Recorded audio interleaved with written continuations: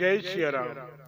कौन कौन से इन 8 पुष्पों से भगवान की पूजा करने से भगवान तुरंत प्रसन्न हो जाते हैं? एक बार राजा अम्बरीश ने देव ऋषि नारद जी से पूछा, भगवान की पूजा के लिए भगवान को कौन से पुष्प सबसे ज्यादा पसंद हैं? तो नारद जी ने कहा, राजन, भगवान को 8 प्रकार के पुष्प बहुत ज्यादा पसंद हैं। उन पुष्पों से जो भगवान की पूजा करता है, भगवान उसके हृदय में प्रकट हो जाते हैं। अम्बरीश ने कहा, महात्मन, कृपा करके जल्दी बताइए, अगर मेरे बगीचे में नहीं होंगे तो उनके पौधे मंगवाकर उन्हें अपने बगीचे में जरूर लगवा लूंगा और प्रतिदिन उन्हीं पुष्पों से भगवान की पूजा करूंगा। नारद जी मंद मंद मुस्कुराए और बोले, अम्बरीश, वे पुष्प किसी माली के बगीचे में नहीं होते, वे पुष्प तो तुम्हारे हृदय रूपी बगीचे में ही हो सकते हैं। अम्बरीश ने कहा, अगर मेरे हृदय में वो पुष्प हो सकते हैं तो मैं जरूर भगवान को अर्पण कर दूंगा। हे देव ऋषि, आप जल्दी कहिए कि जिन पुष्पों से श्री हरि भगवान संतुष्ट होते हैं और पूजा करने वाले को भगवतमय बना देते हैं, वे कौन से पुष्प हैं? अम्बरीश का धैर्य टूटने लगा। प्रेमियों बोले, देव ऋषि, देर न कीजिए, जल्दी बता दीजिए। तब नारद जी ने कहा, हे राजन, यह 8 पुष्प इस प्रकार से है। इंद्रिय निग्रह, व्यर्थ देखने, सूंघने, सोचने, इधर उधर व्यर्थ जगह पर भटकने की आदत को रोकना, इसको कहते हैं इंद्रिय निग्रह रूपी पुष्प।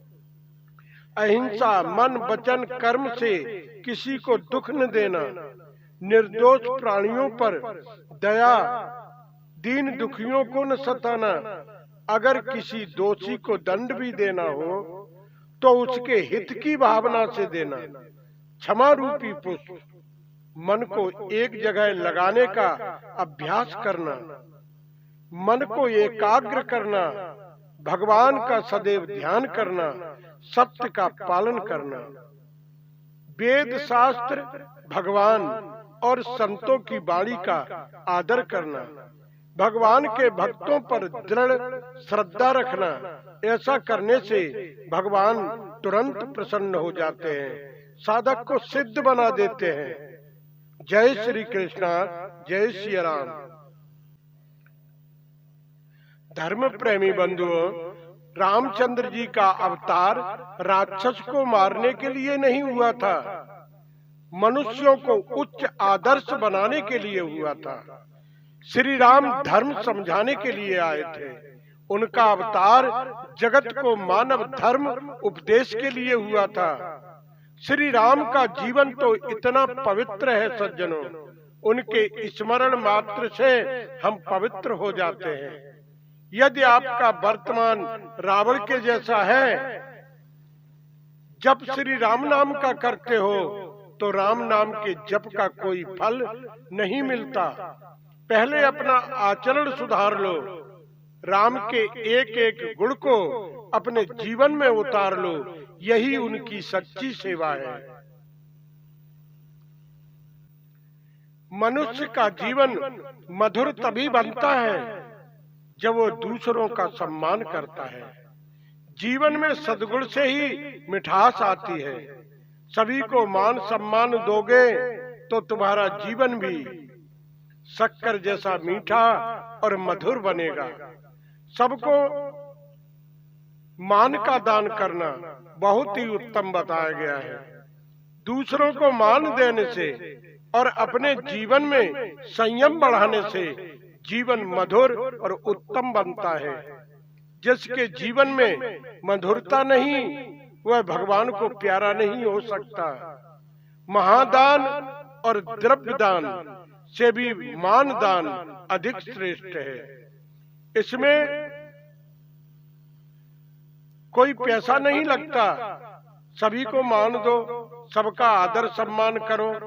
जो कभी किसी को बुरा नहीं बोलता, उसके जीवन में शक्कर जैसी मिठास आ जाती है। जो दूसरों को सम्मान देता है, वह व्यक्ति भगवान को बहुत प्यारा लगता है।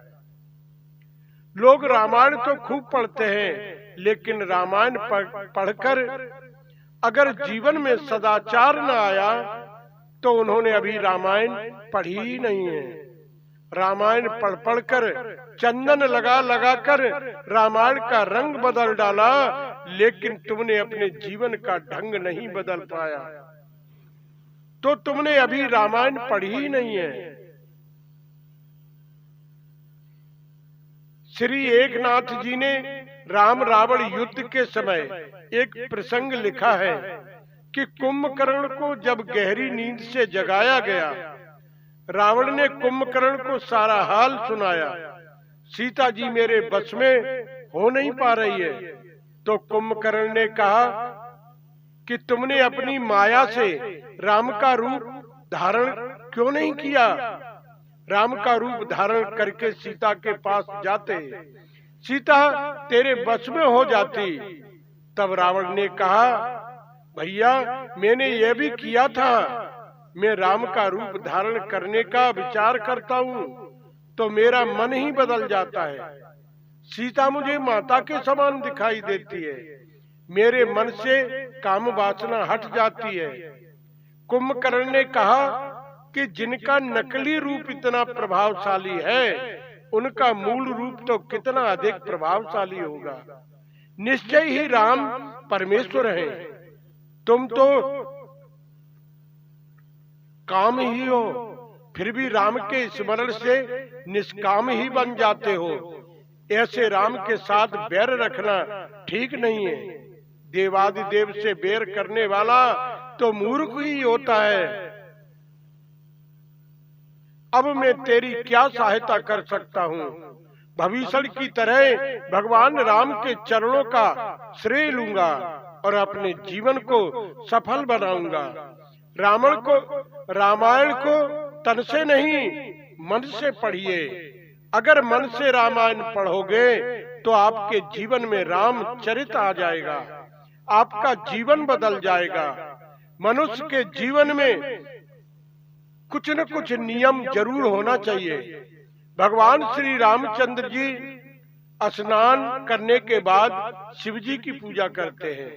अपने जीवन में कुछ नियम भी होना चाहिए।